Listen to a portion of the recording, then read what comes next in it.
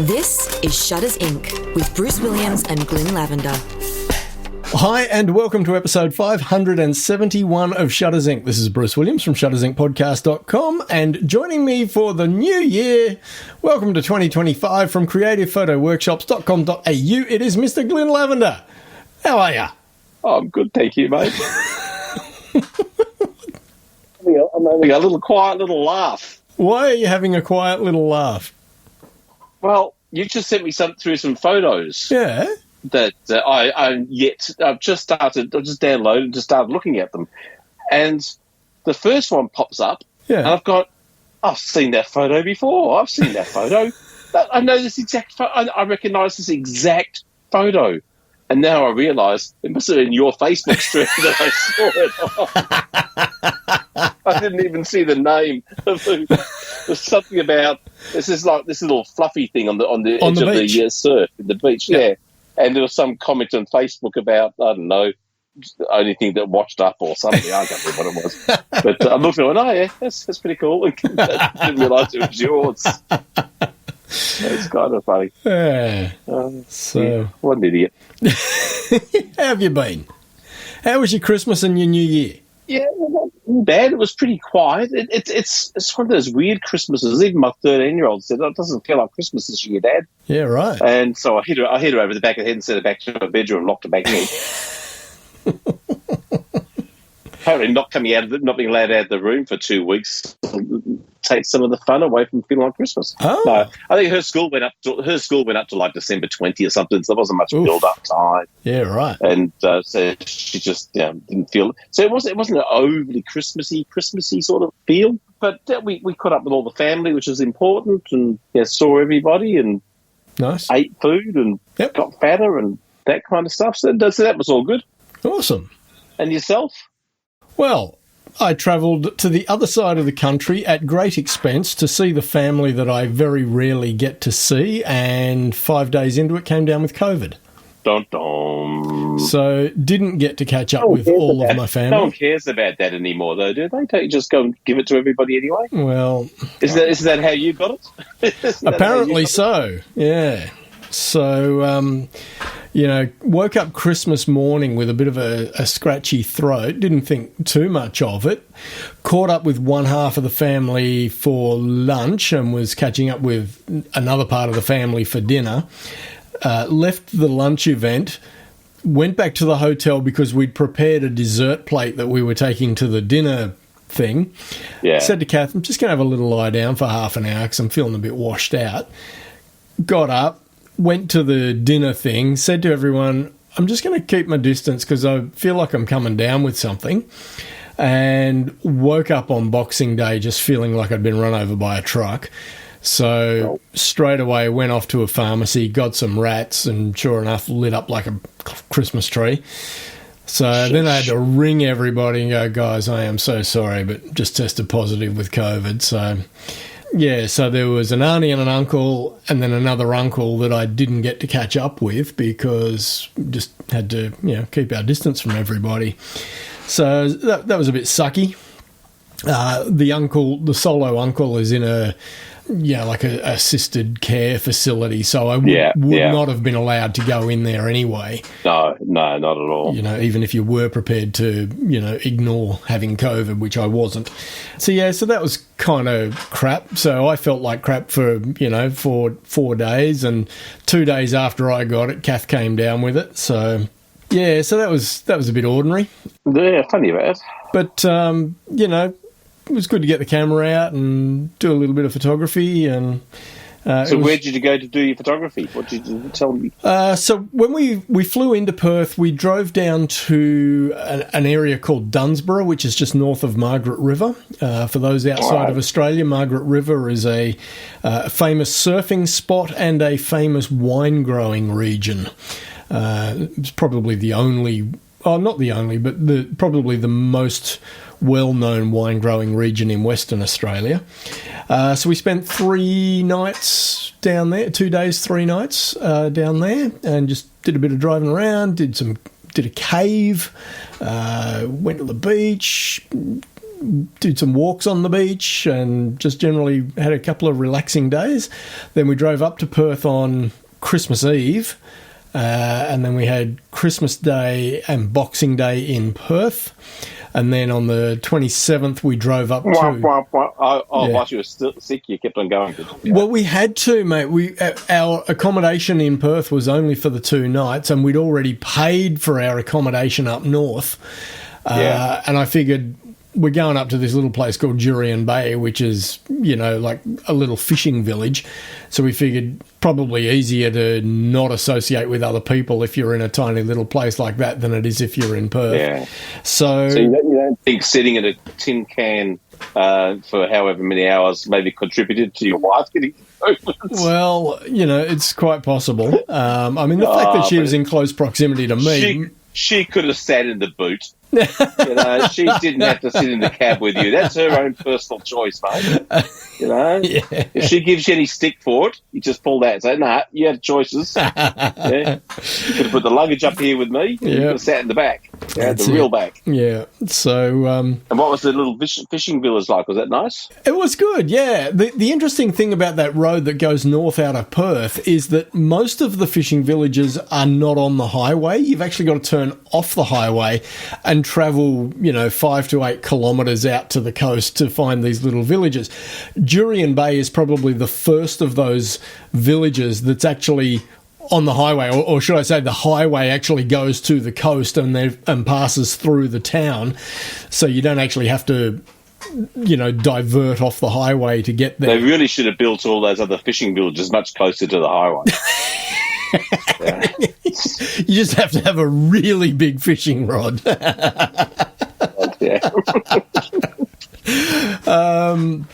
But while we were at Jurien Bay, the primary reason for heading up in that area was because I wanted to go to the Pinnacles. Yes. And I do realise that of the 4 images that I've sent you, none of them are of the Pinnacles.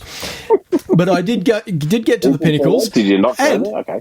And Paul Sutton came along. Really? Yes.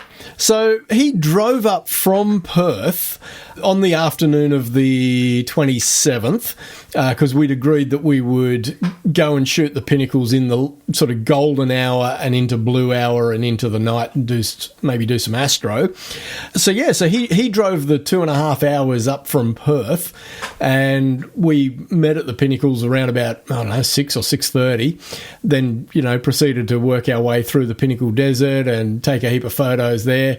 And I'm really absolutely stoked with some of the stuff that I got. And unfortunately, I'd logged into my Windows system this evening before I realised that all my photos are on my Linux system, and I was already running late for this recording of the podcast, so I just thought, I'll get you those photos next time, and we can discuss. But there was also, just north of Jurien Bay, these sand dunes called Heartsease Sand Dunes.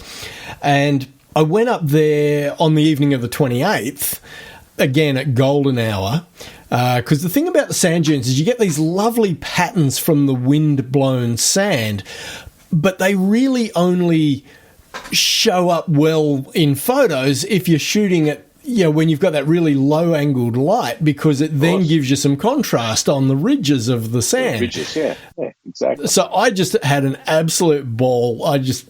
drove the car up. I was able to park the car like literally at the base of the sand dunes. Wow. And then just wandered up into the sand dunes with my tripod and my camera bag. And I must have run around on the sand dunes for about an hour and a half, just taken heaps and, I don't know, probably close to 100 photos. And it was Look at the joy in photography. Look at that. Absolutely. I was just running around just yelling out to the void, how freaking good is this?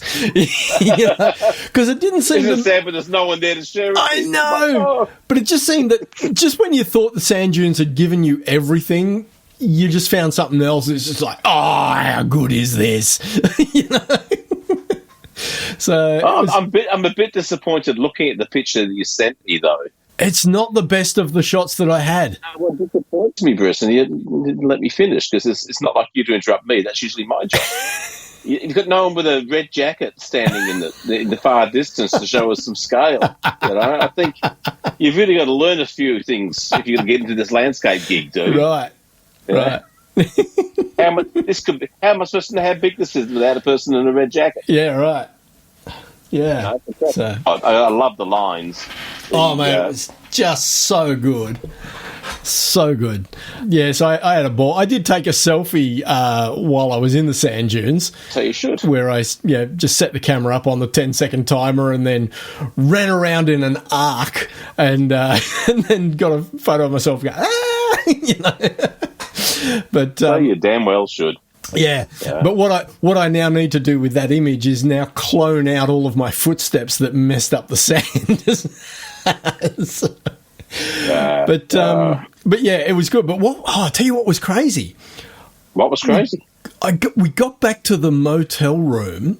Now, I went up into the sand dunes at 6:30 in the evening, and I came down out of the sand dunes at about 7:45. So I was up there for about an hour and a quarter. Got back to the motel. I said to Kath, I'm feeling a bit sunburned. And within half an hour, I looked like a beetroot. Wow. And I had gone up into those sand dunes with not a hint of sunburn on me. It's the reflection. Exactly. And that's exactly what I said to Kath. I said, it must have just been UV reflected off the sand. You said it must have been you. UV, that's right. That's a bit mean to say that to you. Must have been you. Seems somewhat mean. Yeah, well, that's it, isn't it? That's all it takes, So, it's like being on water. The water's just so bad. So reflective. Reflecting the massive sun. But what really got me was that this was so late in the day. Like, I honestly didn't think it would be that harsh. But obviously I was wrong. Yeah, wow. And not sunburned to the point where you're peeling, were you okay the next day kind of thing? Or I basically, from that minute, as soon as I recognised that I was burnt, I said to Kath, you got some moisturiser, and I just started covering myself in it and did so for the next 3-4 days. And I did not peel at all, which was very fortunate. So, yeah. So we left Jurien Bay on the 29th, drove back down into Perth, and then on the 30th we flew out first thing in the morning back to New South Wales. So we were back here for the New Year's Eve fireworks. Went to Wanji again, the same place we'd gone. Wanji, yeah.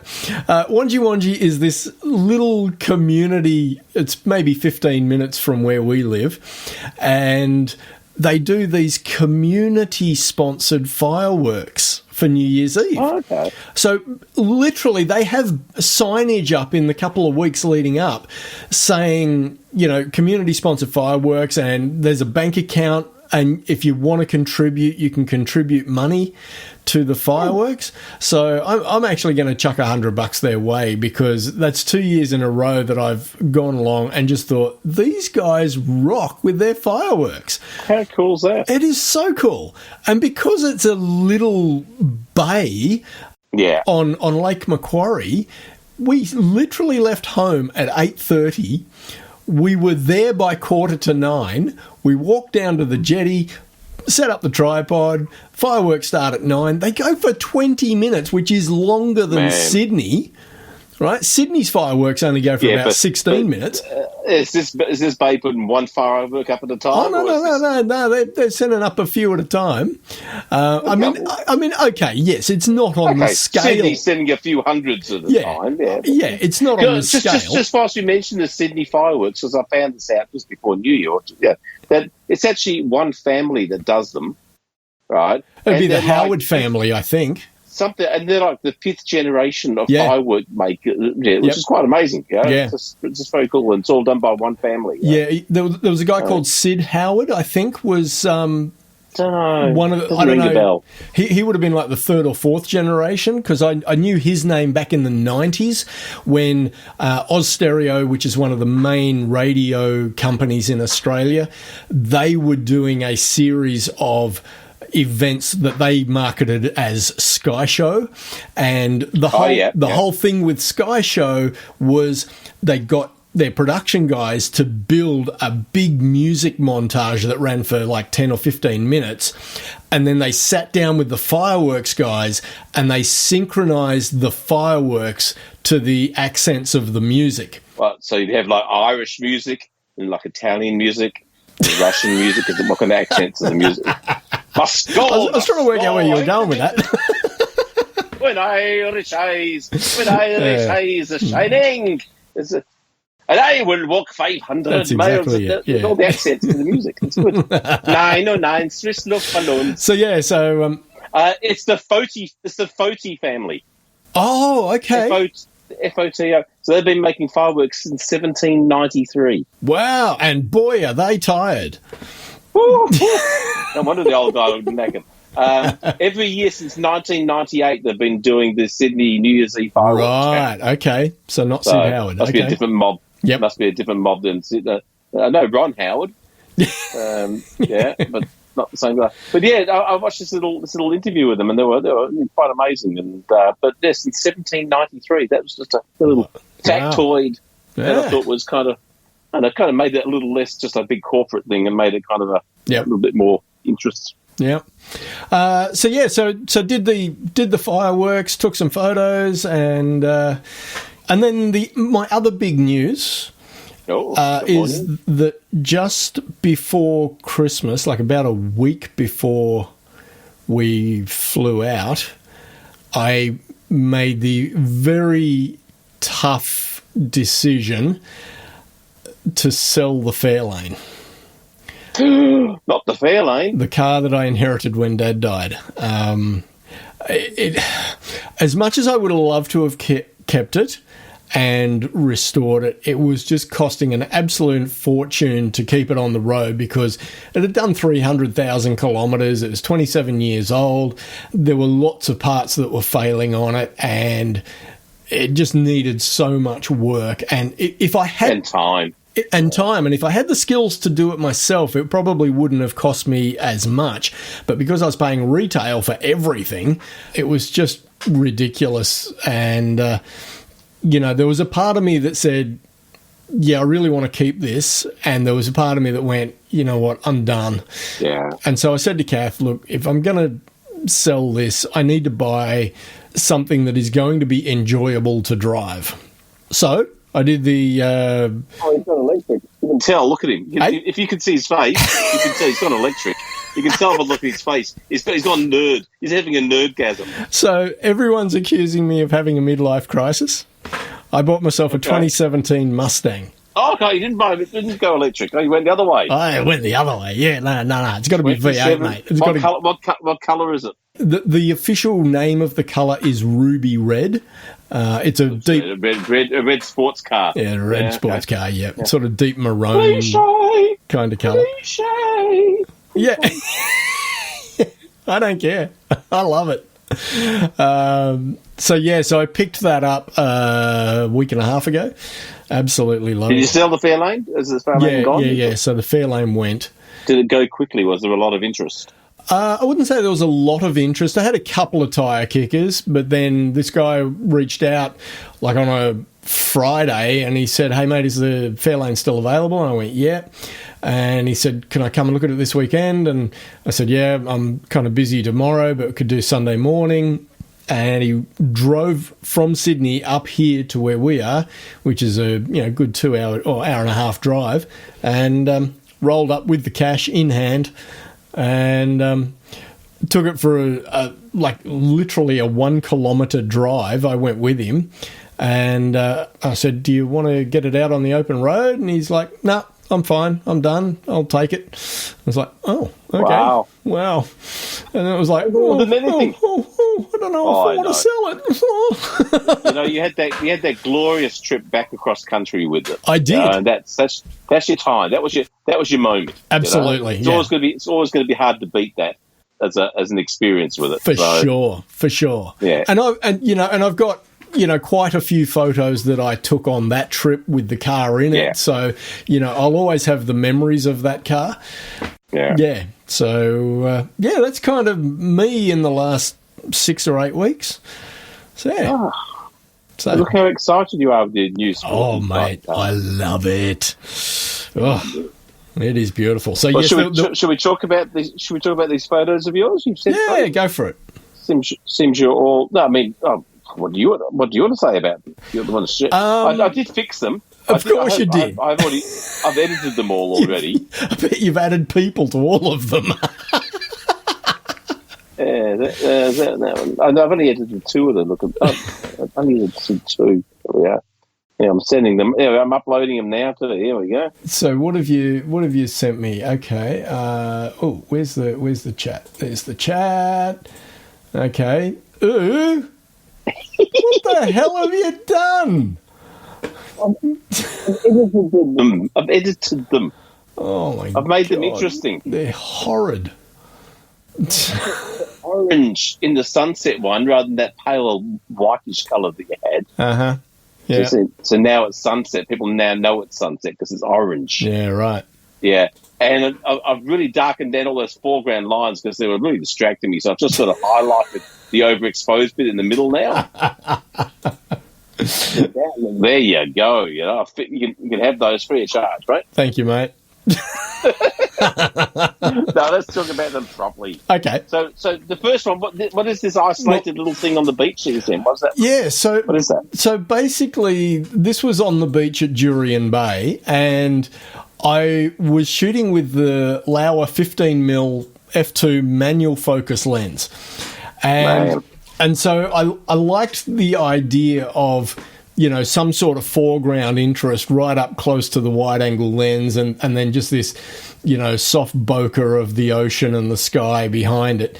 And I found these little things, these tumbleweeds. I don't know what they were. And so I went and grabbed one and plonked it down on the sand and tried to guess, you know, where might a, you know, wave come up to, you know. Yeah. And then I think I was shooting at around about f4 for these. I mean, if you look at the sand to the right-hand side of it, you can see how narrow the depth of field is. Yeah, really short. And so I was basically down on my belly, resting on my elbows, with the camera held out in front of me, and, you know, manually focusing and using the focus peaking to get my focal distance. And then just, you know, waiting for a wave that would come up to where the little tumbleweed was sitting, and then, you know, trying to just nail the moment where the water sort of wrapped around the tumbleweed. So I probably got about 30 odd shots of this, and, you know, this was the pick of the bunch. The pick of the litter. Yeah, exactly. I mean, that little curve of sea foam towards the end, that's perfect. That's lovely. You couldn't have planned that any better, you know? No. So I was really happy with that. I, you know, did a little bit of cloning on the sand. There were a couple of little just specks of debris and things on the sand, and so you just clone those out just to make it look a bit more perfect. I can see one clone spot, but that's just being hypercritical. That's what I do. Yeah. But no, that's really cool. I mean, it's that curve. Oh, here's a thing. There's a couple of things wrong with it. There you go. If you zoom, there's a dust spot. Okay. Big blobby dust spot halfway up the beach to the right of the tumbleweed, and then further to the right of that, there's like either a water blob on your lens. Oh, there's another big dust spot. I think it was big dust spot in the sky. Yeah, I think it was a spray. There was sea spray like just hitting the lens because I was so close to the water. You know, so. Yeah. Oh, of course, yeah. It's more than likely that there was a spot of water on the lens. And there's a whopping big out-of-focus bit of dust on his sensor in the sky. I thought I'd found them all, but... Sort of triangulating between those three things. Okay. Well, here's an interesting thing. Yeah, okay, let me just try this whilst we're at it. Yeah. I'm going to open this image up in Luminar Neo, which is their AI software. Yeah. Because it does AI dust removal. Okay. Let's just see it out of interest's sake. Does it pick it up? Does it do it? Okay. So let's go to erase here. Remove dust spots. So it's just press the one button. Mm-hmm. Let's see how it does. Yeah, gone. Bang. Look at that. So the dust spot, both dust spots went. Yeah. Instantly, completely gone, perfectly cloned out. but that little dot of water's still there. So it knows the difference between dust and water. Yeah, that's pretty good.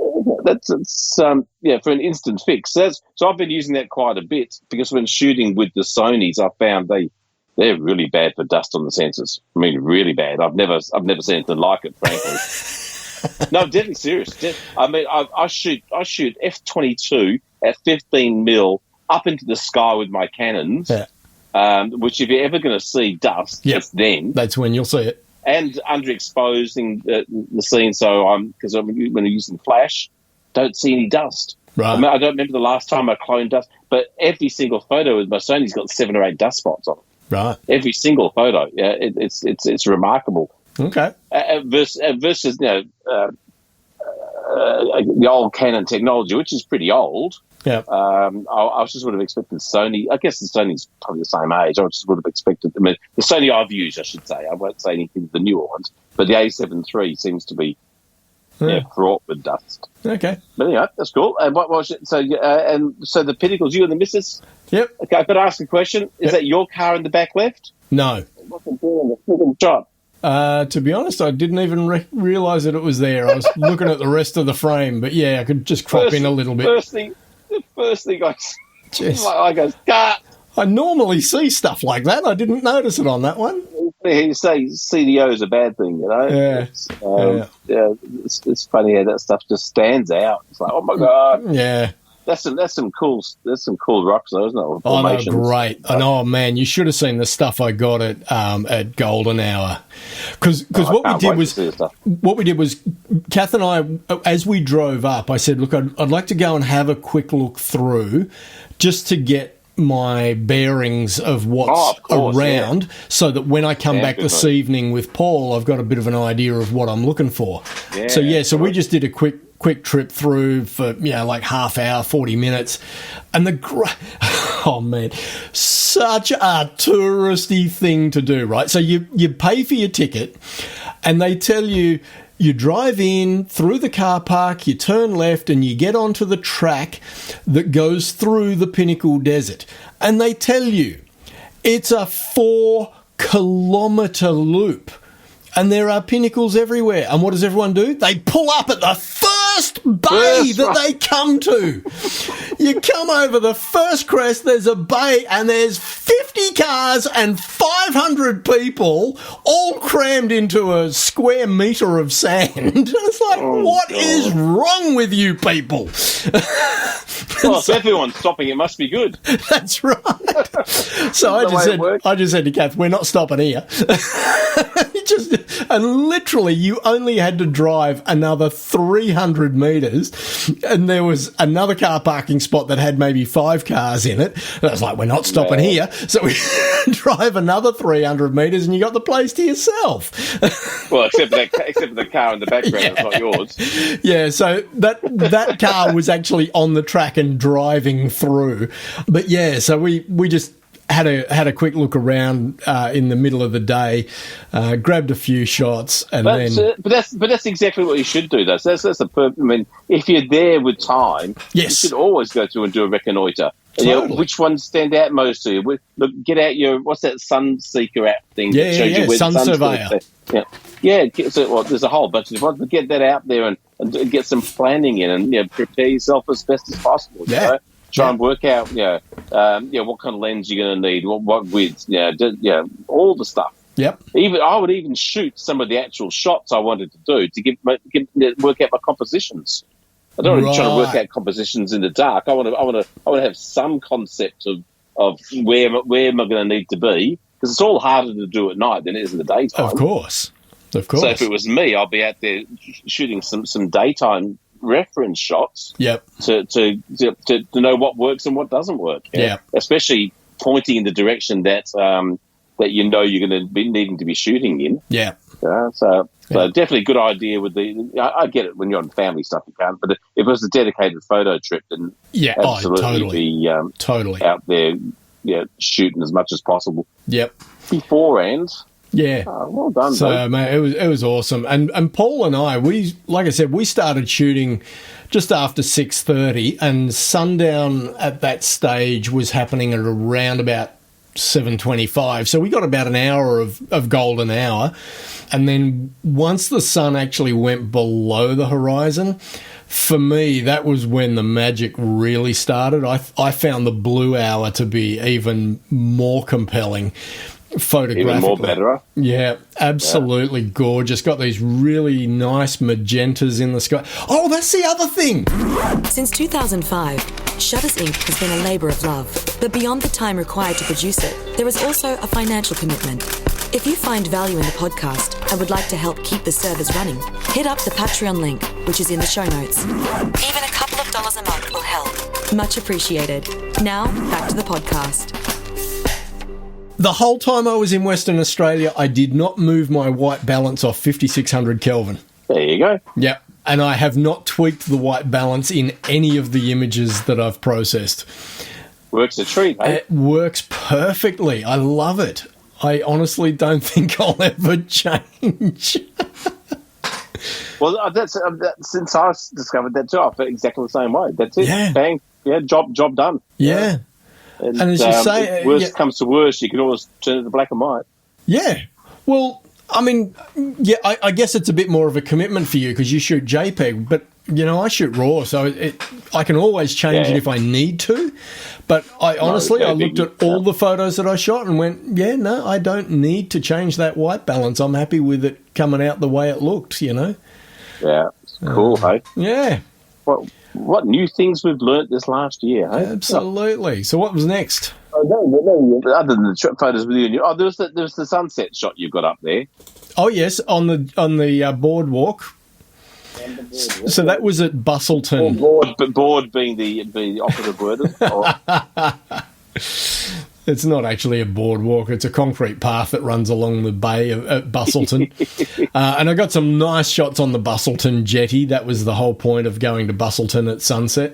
Is that the one with the blue building on the end? Or some that's building? The one. Yeah, that's the one. Yeah. And it has a train track that runs out along the jetty as well. Oh, nice. And so they have a platform right outside that blue building with a sign, because the platform is named after some guy, Roy Morris or something. So there's a sign that says the Roy Morris platform. But yeah, so I've got some nice shots of that. I'll have to dig all these out and send them to you, and you can critique them. Have you put them on Facebook? Because I only saw one, which is that plots. I actually haven't posted everything that I shot. I really am remiss because I shot some stuff I was really happy with. So isn't it funny? But here's the thing, though: you pleased yourself first and foremost, which is absolutely all that matters. Yep, that's all that matters. Yeah, it doesn't matter. You don't need the vindication of Facebook. No, I don't. I shoot for my own pleasure, and that's it. You know. Yeah. And if Glenn Lavender doesn't like it, it doesn't bother me.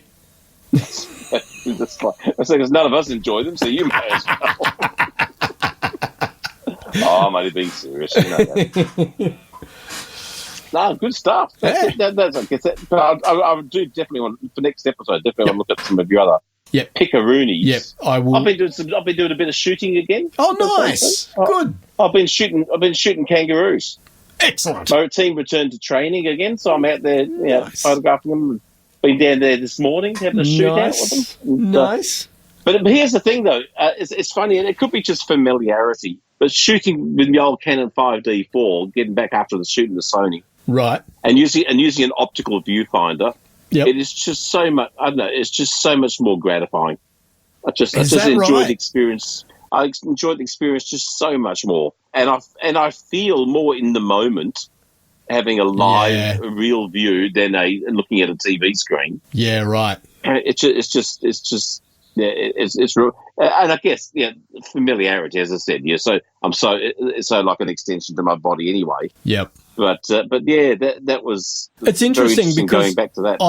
I've now been shooting with the A7 III for 5 years because I literally got it on New Year's Eve of '99. It would be interesting for me to pick up a camera with an optical viewfinder again and see how I felt about it. Yeah, I must admit I've become so familiar with shooting with an EVF that it doesn't bother me at all. But interesting. Now as we know, Los Angeles had some diabolical fires this last a week or so, and I was going through the National Geographic put a post up of the LA fires in photographs. Right. So I thought I'll have a look. So like to look at photos occasionally. Yep. So I'm flicking through them, and it's going, not bad, not bad. Oh, that's really good. Yeah, not bad, not bad. Oh, that's really good. And all the way through, every third or fourth one was a standout image, and the rest are all just the photos, Yep. And so I went back to the beginning again and looked at who shot them, and every one they went, same guy, right? Every single one of them. And I had a little get together with some of the people who came to India with me. Unfortunately, only the Melbourne folk, because the people in Perth didn't come because I didn't invite them. I did a little editing get together, which is caught up. Had some bickies and some champagne, and did some editing of some of their photos from the trip, just to put my influence on them, sort of thing. And I said to them all, it was that morning I found this guy, and I found this guy. His name's Ben Stowe. It's Stowe. Look him up; you'll love him, Ben Stowe. And his photos are fabulous, and they're all looking. I can't find anyone called Ben Stowe. I said, make sure you're spelling it right, Stowe. And they're doing it. No, can't find him. And then they're going, do you mean Ethan Swope? I've gone, that's his name. Had his name wrong the whole time. But I even had the spelling, need a spelling in my head of his name being wrong, which was just crazy. I've just sent through the link. Have a click on the link for me. Okay. It's to his gallery of the LA fires. Oh, I love that. The first one of the first firefighter shot, with fireman the running hose. with the hose. Yep. So it's fabulous storytelling in the image, not just here's a photo of a burning thing. The next one, it's a landscape. It doesn't evoke an awful lot. And the next one's just a burning house. But the fourth one is remarkable. It is just... It's got to win. That's a Pulitzer, isn't it? It's got to be, being pulled out of either an old people's home or a hospital. Yeah. Yeah, the blanket with the little Christmas doggy on it. And she's not even in a wheelchair. She's in a lawn chair. Yeah, or something. But it looks like it's got wheels, and she's been wheeled backwards to an ambulance. Yeah. And then her face is the only thing that's lit. Yep. And I don't think it's him that's doing that. It looks like it's the headlights of another vehicle or something. Exactly. And she's staring right down the barrel of the lens, and the person pulling is obviously looks like they're pulling with either calling for help or with strain to move along. What a powerful, powerful shot. Absolutely. Then the next one is not even more remarkable, but also remarkable. That's great. Does that not evoke a Christmas tragedy if you've ever seen one? Absolutely. Just stunning. And just like a natural triptych in a single composition. And the burning Christmas tree in the middle frame is just... it evokes loss. It evokes so much. As I said, so much storytelling in his imagery. Yeah. The next one's okay. It's just a street burning. But then the next one's kind of aftermath stuff. Yeah, right. And it's a man he's got the clothes he had on when he had to escape. He's got one bag of stuff. There's just so much storytelling in his photos. Yeah. That I thought, this guy is just fabulous. So I thought people might appreciate having a bit of a look and.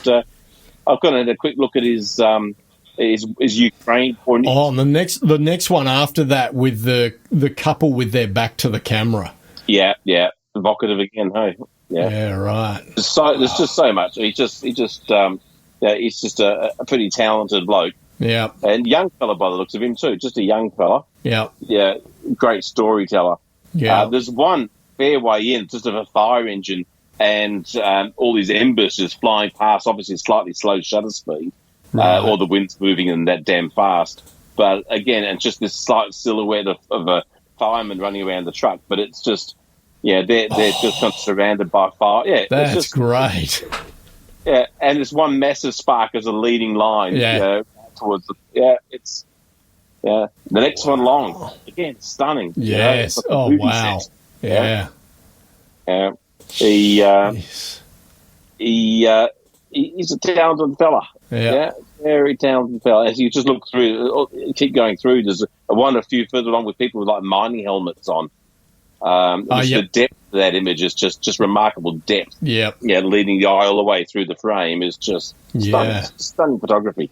Just no ends to this man's talent. So we hate him, of course. It's very cool photographer. So he's definitely worth. I said go look at some of his other ones. If anyone wants to have a look at his Ukraine war photos, Lebanon. Yeah, right.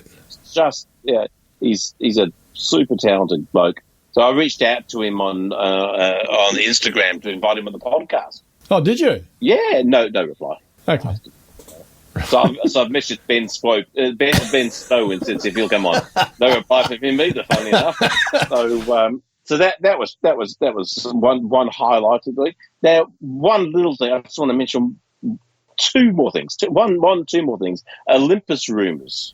Okay. It's got me a little bit excited. There's an Olympus rumour going around that in February at the CP Plus show in Japan, sounds like they're going to announce an Olympus OM3 or OM1, OM3 digital variant. So like the old-fashioned Olympus OM1s, the classic manual-only film cameras, just a beast in its own right. When you say manual only, what do you mean? Manual only. The only it's a metal body, manual only digital camera. Manual as in no motor drive? No, it's a digital camera, so it doesn't need a motor drive. So what do you mean by manual? I said manual is not aperture priority or shutter priority. Manual. Oh, okay, gotcha. It's a photographic term. You may not have heard of it. I didn't know you were talking about exposure. I was trying to work out manual what? Manual, you could have just said it's exposure. A manual-only camera. You could have just said exposure. I didn't think you need to. Okay. So that's pretty exciting. If that is indeed something that comes out, that could very easily tempt me to Micro Four Thirds. Right. What is the appeal of it? Well, I started out with an OM2. Right. OM2. They are some of the best cameras ever made in the history of photography. Yeah. Right. Think of your Nikon FMs, all that kind of stuff. Your Leica M series. They're iconic cameras. And if someone could finally come out with a digital version of one of those, which people have been calling for since the start of time of digital, right? You think camera companies would finally bloody listen to what the demands of the people? Yeah. And so anyway, that's one thing that I think is kind of cool. Yeah. Keep an eye out for. But the last thing I want to talk about on the photographic podcast is about sound to a sound engineer. Okay. And the sound is the sound of a meteorite hitting the Earth. Whoa. This people's Ring doorbell camera captured a meteor hitting their doorstep. What? They came and found there's all this substance all over their doorstep. And what the hell is that? And I think it's like the father-in-law said, I think it's a meteorite. They checked the Ring camera. They saw this thing explode from coming through the frame, and they sent parts of it off to some meteorite expert who tested it to get meteorite. Wow! But you can actually hear it on the Ring camera hitting the ground. Well, that's pretty noteworthy and worthy of mentioning, I thought. Yeah, right. Wow. Yeah. Have you got a link for that? Yeah, I've just sent it through. Cool. Awesome. I'll chuck that in the show notes. I just thought that was pretty cool. So that's all I got for the week, my friend. Lovely. Ben Stowe, a good mate Ben. I've got a workshop this Saturday, so I'm looking forward to that. Yeah. So I wanted to circle back around to the fact that you'd been out shooting again. So I take it we can assume from all of this that the health is, being good to you at the moment? It's been okay to me. I don't know why. Okay. I have had changed one medication, so maybe that's having some help. Right. But the guy I went to see, I've lost all faith in. As a doc. Yeah, and I was seeing him thinking he was a cardiologist. Right. And turns out it's just a general practitioner. Oh. And so it's like, well, I've got one of those. It's pretty good. Yeah, I've got a cardiologist. I was thinking maybe he's not so good, which is why I'm seeing you, and you're not one. So I'm going back to my old cardiologist. But this new medication seems to stop the irregular heart rhythm, which is cool. The thing that makes you feel really darn weird for a lot of time. So hopefully there's still some weird loss of strength in my shoulders, which is kind of bizarre. It's hard to explain. It's like your arms are heavier than normal, and you've got no strength to strange. Can't explain that. It's just weird. And but yeah, other than that, I'm feeling okay at the moment. So Cool. Fingers crossed. Yeah, that's good. Yeah, mind you, I did the mail thing, and the whole bank of tests this doctor gave me to have done. I haven't had any of them done, as you tend to do. But I'm going to go see my regular doc and say, should I get these tests done? Right. See what. But he's sick at the moment. He's been off for a few weeks sick, so I don't know what's wrong with him. So it's kind of funny. But yeah, I'm feeling pretty good, and still tire out very easily. Yeah. I mean, so I've been out shooting, but I only go out for like an hour and a half. Right. And pretty much standing in one spot, so it's not particularly taxing. Yeah. The heaviest thing is holding on 150 to 600 for that length of time. I must admit, Kath and I are both feeling very wiped out after this second bout of COVID. Yeah. Could be the long COVID. Yeah. So I've got back from Western Australia, and of course the dog was excited to see me. He was like, "Oh, great, we start to go for a run again." Walkies. No, bike ride and run. So but I've had to cut the length of my rides way back. We were doing 6, 7, 8 Ks a day, and I'm struggling to do 3 now. Wow. Just doing 2.5, 3K rides. I figure lower gear. No, even selecting a lower gear, I'm still feeling the exhaustion. So just in case you didn't know, I've never had cycled myself in the past. Apparently, gears make a difference. They do. Yeah. It's amazing. I'm told so. Yeah. So I like to put my non-expert opinion in everywhere, of course. So. All right, mate. Well, Happy New Year. Good to see you. And to you too, and to all our lovely listeners. I hope 2025 is not like the previous 4. Absolutely. Mind you, unfortunately, 2025 did start with a Wednesday, Thursday, Friday, first, second, third, and the last time that happened was 2020. So, and may I also, my wife was just mentioning this before coming on about this woman who's wrote this book in like the 1990s, based on the year 2025. Oh, wow. And in the year 2025, America got a fascist president who came in under the guise of Make America Great Again, or something very similar to that. Yeah, right. And Los Angeles was burning. Wow. 35 years ago. It's suddenly it's shot up the New York Times bestsellers list. Was she a writer for The Simpsons? Oh, exactly. What the hell? The number of correct predictions that The Simpsons made is phenomenal. It's apparently it's something to something to read up on. Wow. Very funny. Yeah. So anyway, awesome. That's it. All right, mate. Thank you for listening, everybody. Good to chat again. And again, Paul Sutton, thank you so much for coming and hanging out in the Pinnacles, mate. It was a great experience, and I really enjoyed it. So, yeah. Doodles. All right. Talk to you in a couple of weeks. You will. Bye. You've been listening to Shutters Inc. For questions, comments, and feedback, email theboys@shuttersincpodcast.com.